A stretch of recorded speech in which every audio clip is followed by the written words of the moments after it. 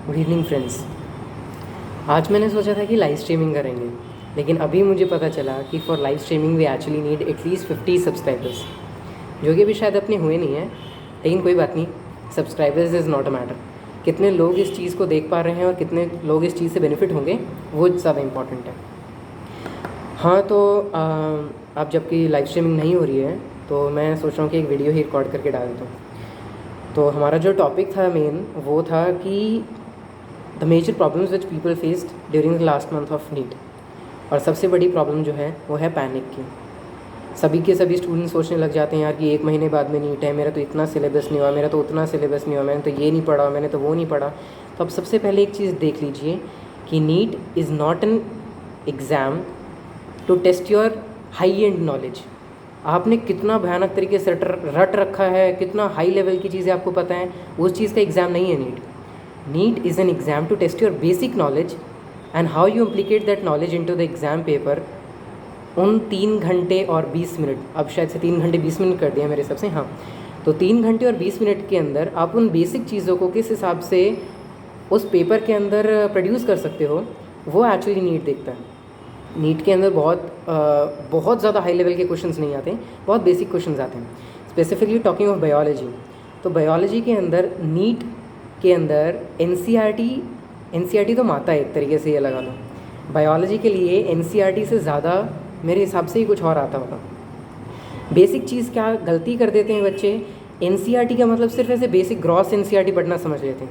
नहीं, एनसीईआरटी को पढ़ना भी एक ट्रिक होती है। एनसीईआरटी के अंदर क्या चीज़ लिखी हुई है और उसका रिलेवेंस किस डे टू डे लाइफ या किस बेसिक चीज़ से जुड़ा हुआ है, वो चीज़ आपको ध्यान रखनी है।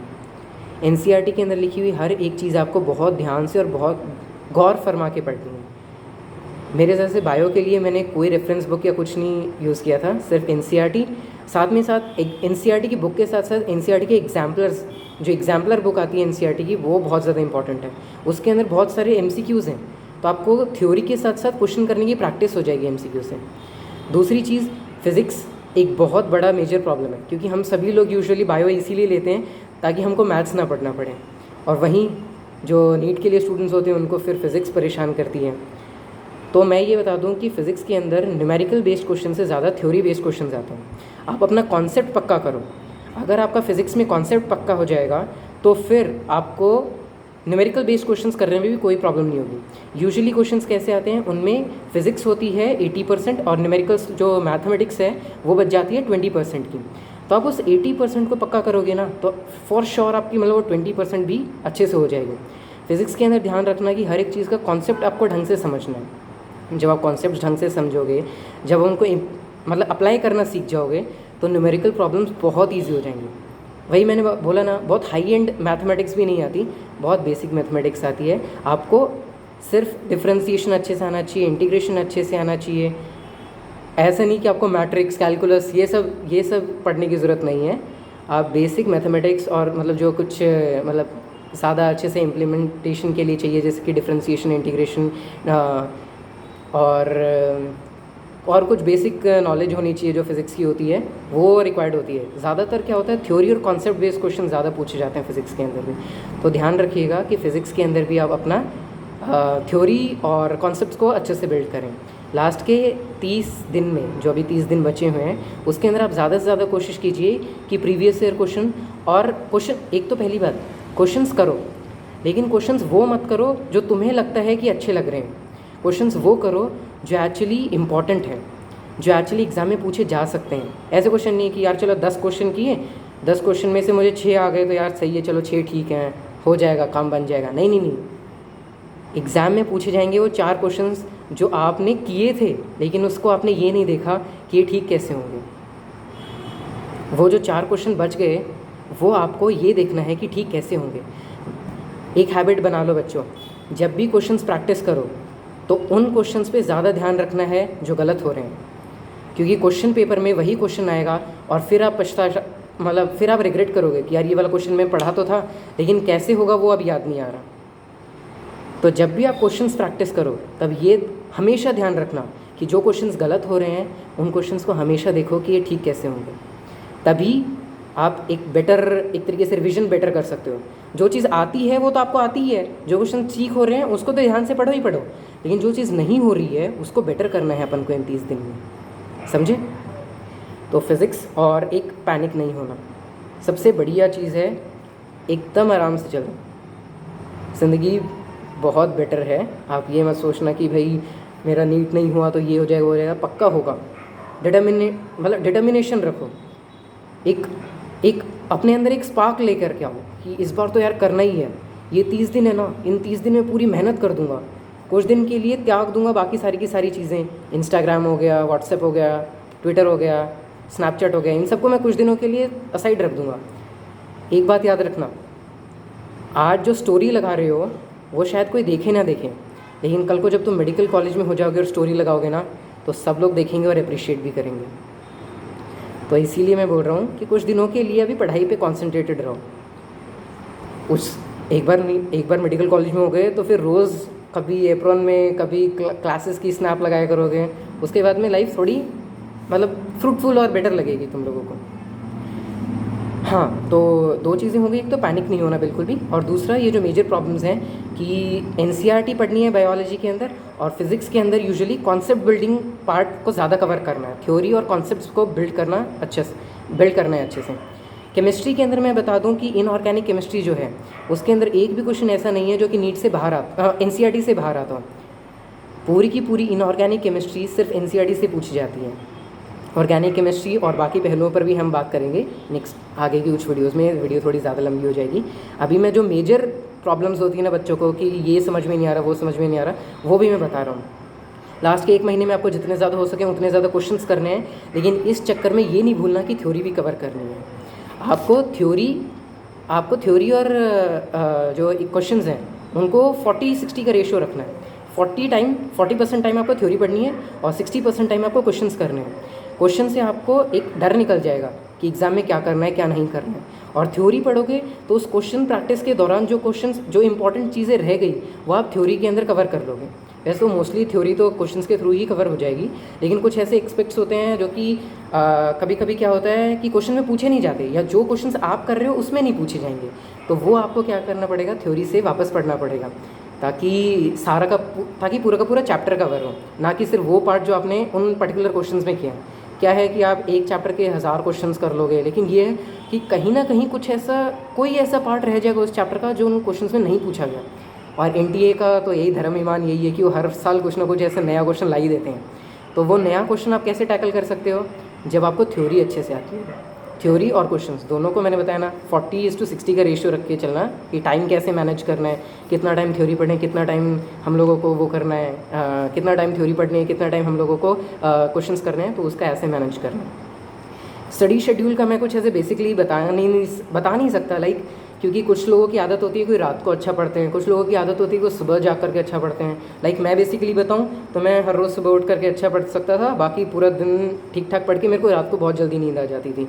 मैं ऐसे कुछ स्पेसिफाई नहीं करूँगा क्योंकि काफ़ी सारे लोग जो हैं वो रात को अच्छा पढ़ सकते हैं, तो उसके हिसाब से वो आप अपने हिसाब से स्टडी शेड्यूल जो है वो अपने हिसाब से डिफ़ाइन कर लीजिएगा। तो मोस्टली मैंने मेरे हिसाब से कवर कर दी हैं सारी चीज़ें कि एक तो पैनिक नहीं होना, एक दूसरी बात ये है कि मेजर सब प्रॉब्लम्स जो हैं वो ये हैं कि एनसीईआरटी मेजरली पढ़ना है। बायो के अंदर एनसीईआरटी एक चीज़ पढ़नी है। फिज़िक्स के अंदर मैंने आपको बताया कि कॉन्सेप्ट्स अच्छे से बिल्ड करने हैं, कॉन्सेप्ट्स अच्छे से बिल्ड होंगे तो न्यूमेरिकल क्वेश्चंस आराम से हो जाएंगे। इनऑर्गेनिक केमिस्ट्री का मैंने बताया, इनऑर्गेनिक केमिस्ट्री पूरी एनसीईआरटी से आती है और कहीं से भी नहीं आती। ऑर्गेनिक केमिस्ट्री, फिजिकल केमिस्ट्री, इन सब के बारे में भी हम आगे की टॉपिक्स पे आगे की वीडियोज़ में बात करेंगे, ठीक है। स्टडी शेड्यूल का मैंने आप लोगों को बता दिया है।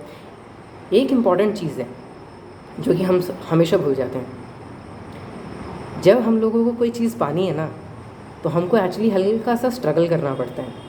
तो हल्का सा अगर स्ट्रगल करना पड़े ना तो इस 1 महीने में स्ट्रगल कर लो। स्पेसिफिकली बायो के जो स्टूडेंट्स होते हैं उनको मैथ्स और फिज़िक्स अच्छा नहीं लगता, तो मैं एक चीज़ बता दूँ कि फ़िज़िक्स और केमिस्ट्री को फ़िलहाल इतना अच्छे से पढ़ लो कि आपको आगे फिर पढ़ना ना पड़े। कुछ स्टूडेंट्स होते हैं कि यार मैं क्यों पढ़ूँ, फिज़िक्स आएगा ही नहीं आगे। हाँ, तो अभी के टाइम पर उसको इतना अच्छे से पढ़ लो कि आपको फिर वापस ना पढ़ना पड़े, क्योंकि अगर आप ड्रॉप लोगे तो आपको देखो फिर से फिज़िक्स पढ़ना पड़ेगा, इससे बेटर है कि अभी उसको इतना अच्छे से कॉन्सेप्ट्स बिल्ड कर लो कि आपका नीट एकदम से क्लियर हो जाए और आपको फिजिक्स वापस ना पढ़नी पड़े, स्पेसिफिकली उन स्टूडेंट्स के लिए जिनको फिजिक्स और मैथ्स से मतलब थोड़ा सा परहेज है। बाकी बायो तो आपको आगे कंटिन्यू करनी है, बायो के अंदर अच्छे से कॉन्सेप्ट बनाओ, जो चीज़ें नहीं आती हैं उनको अच्छे से रेफ़र करो। एनसीईआरटी में जो चीज़ आपको समझ में नहीं आ रही है उसके लिए रेफरेंस बुक्स लो, क्योंकि एनसीईआरटी की लैंग्वेज समझनी भी इतनी ईजी नहीं है, ये बात तो है। कोशिश करो कि आपको एनसीईआरटी की नोट्स मिल जाए कहीं से, क्योंकि एनसीईआरटी पूरी अभी पढ़ने का टाइम नहीं बचा आप लोगों के पास, बहुत वास्ट है एनसीईआरटी। लेकिन मैं जो अभी क्लास 11th में और 12th में स्टूडेंट्स हैं, मैं उनके लिए एक अच्छी बात ये बताता हूँ कि ये जो चैनल आप है, इस चैनल को आप सब्सक्राइब कर लीजिए। मैं ये नहीं कह रहा, प्रमोशन नहीं कर रहा, लेकिन ये है कि अगर आप इस चैनल को सब्सक्राइब कर लेंगे ना, तो अभी मैं आने वाले कुछ दिनों में 11th और 12th के हर एक चैप्टर के एनसीईआरटी से रिलेटेड क्या क्वेश्चंस पूछे जा सकते हैं वो बताऊंगा। साथ ही साथ एक इम्पॉर्टेंट चीज़, अभी भी नीट तक जो 30 दिन बचे हैं उसके अंदर भी मैं जितने भी इम्पॉर्टेंट चैप्टर्स हैं, लाइक बायोलॉजी थोड़ा सा मेरा कीन सब्जेक्ट है, बायोलॉजी के अंदर मैं बताऊं तो मैं रिप्रोडक्शन हो गया या जेनेटिक्स हो गया या फिर प्लांट फिजियो हो गया, ह्यूमन फिजियोलॉजी हो गया, इन सभी चैप्टर्स के एनसीईआरटी के एक एक पेज से क्या क्या क्वेश्चंस पूछे जा सकते हैं उसके ऊपर भी इन 30 डेज़ में वीडियोस बनाऊंगा। तो मैं चाहूँगा कि आप इस चैनल के साथ थोड़ा कनेक्टेड रहिए। क्या आप इस चैनल से कनेक्टेड रहेंगे ना, तो आपको अभी आने वाले 30 दिन के अंदर थोड़ा अच्छा कंटेंट मिलेगा। हाँ, लाइव वीडियो आज हम नहीं कर पाए क्योंकि थोड़े से सब्सक्राइबर्स कम है अपने पास। मुझे अभी पता चला कि लाइव वीडियो करने के लिए अपन को एटलीस्ट 50 सब्सक्राइबर चाहिए, तो हमसे ये भी कुछ मतलब रिक्वेस्ट करूँगा कि आप जितना जल्दी हो सके 50 सब्सक्राइबर्स तो करो एटलीस्ट, ताकि अपन एक इंटरेक्टिव लाइव सेशन कर सकें। लाइक अभी मैं बोल रहा हूँ, मुझे पता नहीं चल रहा कि आप क्या बोलना चाह रहे हैं, तो ऐसे अच्छा होगा ना कि अगर आप और मैं दोनों एक साथ पढ़ें या एक साथ काम करें तो आप लोगों के लिए बेटर होगा। तो इसीलिए मैं चाहूँगा कि आप जल्दी से जल्दी 50 सब्सक्राइबर्स करें। ऑलमोस्ट मुझे लगता है कि वीडियो लंबा हो रहा है, तो और मैंने काफ़ी सारी चीज़ें कवर भी कर दी हैं कि क्या क्या पढ़ना है। बायोलॉजी में पूरी एनसीईआरटी पढ़नी है, पूरी एनसीईआरटी के अंदर क्या क्या पढ़ना है वो मैं आगे वीडियोज़ में बताता रहूँगा आपको कि हर एक इम्पॉर्टेंट चैप्टर में से हर एक पेज से क्या क्वेश्चन आ सकता है। मेरा ये मोटिव है कि आप जितने भी इंपॉर्टेंट चैप्टर्स हैं उसके अंदर हर एक पेज का रिव्यू मैं आपको दूं कि इस पेज से ये चीज़ इंपॉर्टेंट है, ये वाली चीज़ पेपर में पक्का है। ये तो क्या है, आप लोगों को भटकना नहीं पड़ेगा कि मुझे ये पढ़ना है, पूरा सिलेबस पढ़ने की ज़रूरत नहीं पड़ेगी आपको। तो क्या है ना, आप लोगों के लिए आसान हो जाएगा। मैं ये प्लान कर रहा हूँ, हालांकि थोड़ा सा लेट ज़रूर हो गया है लेकिन इफेक्टिव होगा। देखना आप अपने और अपने फ्रेंड्स को, जो भी अभी नीट के लिए प्रिपेयर कर रहे हैं, अभी 11th या 12th में हैं, आप उनको प्लीज़ बोलिए कि इस चैनल से जुड़ें, ताकि अभी आने वाले 30 डेज़ के अंदर हम कुछ अच्छा और प्रोडक्टिव करें। थैंक यू वेरी मच, इतना ही मुझे बताना था। एट द एंड मैं यही बोलना चाहूँगा कि लहरों से डरकर नौका पार नहीं होती और कोशिश करने वालों की कभी हार नहीं होती। दो थोड़ी सी मतलब सभी के बोलने वाली टाइप्स लाइन है, लेकिन ये बात पक्की है। आप हल्का सा स्ट्रगल करो, देखना रिजल्ट्स बहुत अच्छे होंगे। अभी 30 दिन है, पूरी मेहनत लगा दो, पूरा ये सोच लो कि यार होगा नहीं होगा वो अलग बात है, अपना बेस्ट दो। हर एक चीज़ इतना अच्छे से पढ़ो कि सोच लो कि यार अगर इसमें से क्वेश्चन आया और वो मुझे नहीं आता होगा तो नीट देने वाले किसी बच्चे को नहीं आता होगा। अपनी प्रिपरेशन का लेवल उस लेवल तक ले चलो कि अगर इस चैप्टर से क्वेश्चन आया, इस टॉपिक से क्वेश्चन आया, तो अगर मुझे नहीं आता होगा तो किसी को नहीं आता होगा। आपको इस मतलब कॉन्फिडेंस के साथ और इस लेवल ऑफ प्रिपरेशन के साथ में भी नीट के अंदर जाना है। मैं एक बार फिर से बता दूं कि नीट आपकी हाई एंड नॉलेज नहीं देखेगा, नीट ये देखेगा कि बेसिक चीज़ों को आपने कितना अच्छे से पेपर में रिप्रोड्यूस किया है। जब वो सब कर दोगे तो आपका नीट पक्का क्लियर हो जाएगा। 2 साल पहले जब मैंने नीट दिया था तब मैंने भी यही सब चीज़ें सोची थी, प्लान की थी, और मैं सोच रहा हूँ कि अभी मैं वही सारी की सारी चीज़ें आप सभी के साथ शेयर करूँ। तो प्लीज़ इस चैनल को जितना ज़्यादा हो सके थोड़ा शेयर करना, ताकि हम थोड़ा इफेक्टिव काम कर सकें इसके ऊपर। Thank you very much, good night.